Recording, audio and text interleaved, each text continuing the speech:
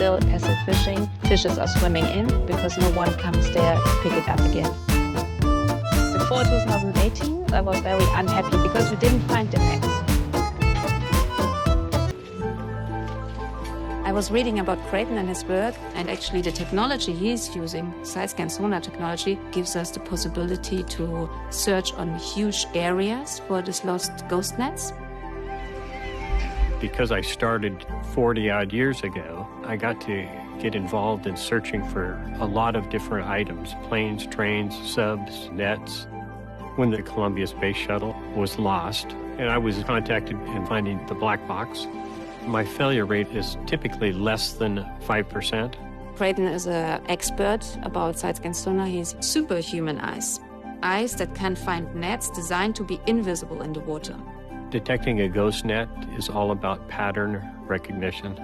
And if we find something like here, I mark it. Some people you just couldn't teach to do it, period. Now, with Microsoft AI, the Ghost Net Zero AI, we can scale his knowledge.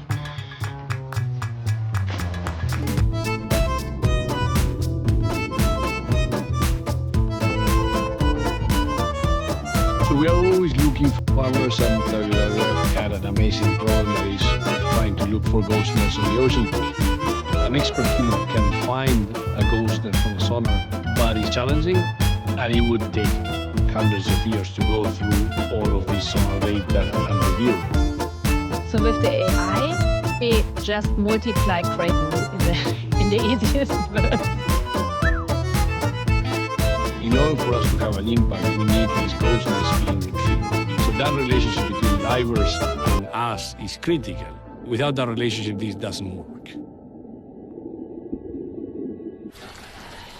There are a lot of small groups working together on one problem, and if everybody puts their power together, then maybe this problem will be solved in the future. I need to be optimistic. I have 2 kids. I want that they see nature, that they see ocean, and we have to care for that. I hope we can show that the connection between persons which see the actual problem and the tech world can help us to solve more problems for our planet.